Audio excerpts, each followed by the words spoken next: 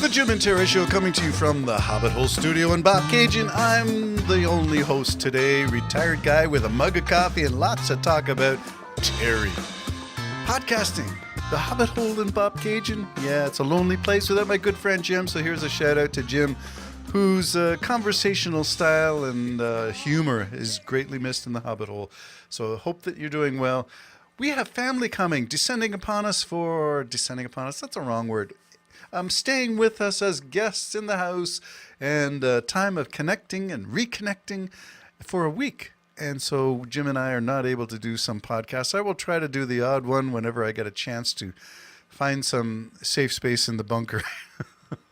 Well, family chaos transpires anywhere else.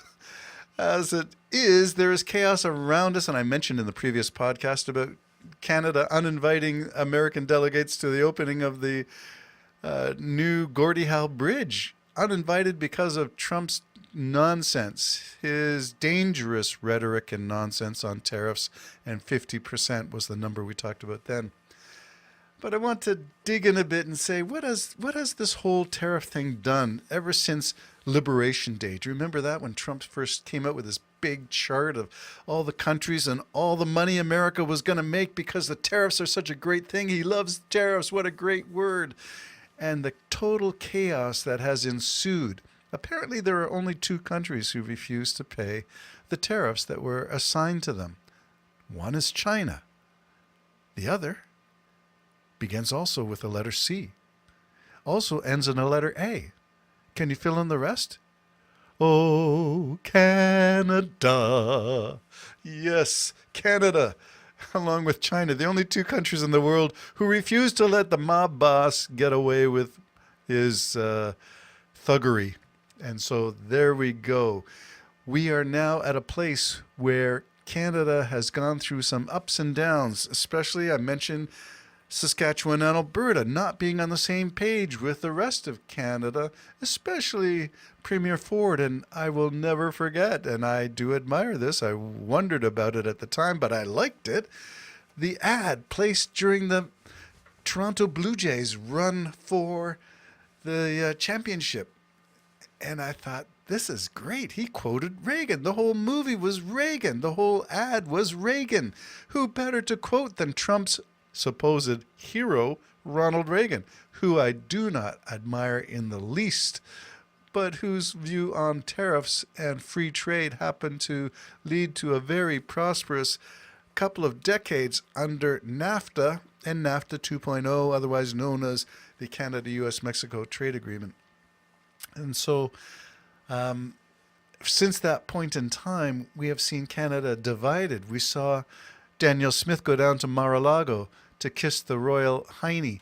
We saw some separatists go down to get some money tenders put in place from the GOP and other Republican-sourced dark money to get Alberta through a separatist cessation. Well, it seems now that perhaps there's 13 provinces and territories all united since Daniel Smith has sort of come away with a meeting with Carney, and there will be the meeting with the premiers all this week, united, that it's time to ramp up, not just the elbows up, but drop the gloves moment in Canadian history. We are at a turning point, not Charlie Kirk turning point USA quasi-religious bafflegab, but an economic plan that will take Canada into the next level of play as a global competitor, a global destination for investment dollars, a global investment source for defense contracting and procurement. Remember, the 70 cents of every dollar invested in defense procurement was going to American-based military-industrial complex companies. No longer this case. NATO is now being looked at and having its own weapons financing systems, not run through American banks, but running through their own European sources of financing to make NATO strong again without Trump, without the U.S., who cannot have demonstrably refused to participate in playing nice in the sandbox of life. No one can count on the United States. It will not ever recover. I don't think ever. Yeah, maybe that's too strong of a word, but a very long time is probably more. It'll be long past my time on this side of the soil before America is embraced again with somewhat questioning arms and a hug that is not quite, the hug. Have you ever hugged someone where you're giving away a hug and you're giving away something solid, but you're not getting it back, where the person sort of melts into your arms and they don't reciprocate? That's when you know there's something creepy going on, like what's happening here? All right, it's not mutually reciprocated, and that's what's going on with our trade with the United States. So what's different now? Well, it seems that Susan Holt, the premier, once said, Canada should be ready to hit the U.S. where it hurts. And that was in Charlottetown.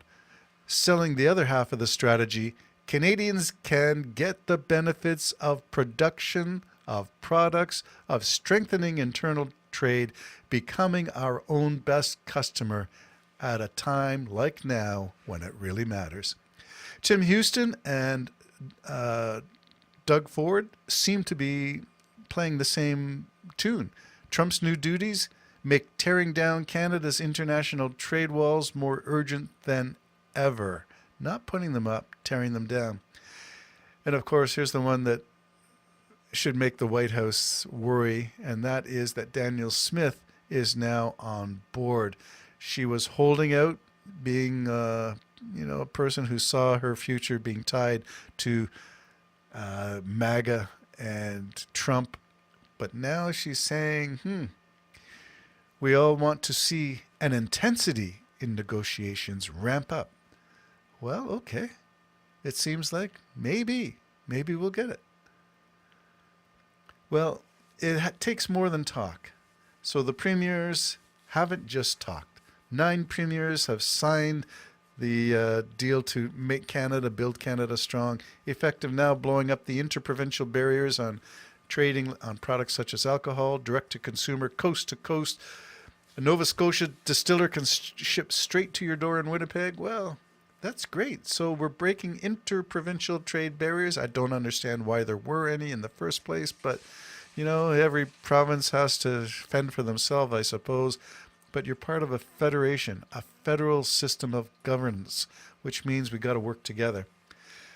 Well, apparently now there is the nuclear option on the table. And by nuclear, we don't mean, of course, anything in terms of weapons. We mean trade nuclear option. What does that mean?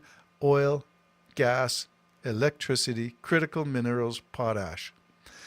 When that stuff goes on the table, we are showing Trump the cards that we actually hold when Trump is claiming we don't need anything from Canada. Nothing. Absolutely nothing. We don't want our cars made in Canada. We don't want anything imported from Canada. We don't need their steel. We don't need their aluminum. We don't need their wood. Well, the rude awakening is about to happen. Canada, says one ex-writer, and I like this fellow, Wayne at Real 176, I think. Canada doesn't need tariffs. It needs export tax. Here's what the U.S. actually cannot replace on short notice. 1, potash. Canada supplies nearly 88% of what farmers put in their fields. Russia is the next largest source, and they cover 9% of that gap. The squeeze between that 88% of Canada and 9% of what Russia, that is a problem. Uranium. Canada supplies 33% to the United States. No other country contributes more. Wake up, United States. Crude oil. Canada supplies 60% of all U.S. imports. Nickel, softwood lumber, and electricity. Get ready. It's time to drop the gloves, Canada. It's complicated, this relationship I have with my morning coffee.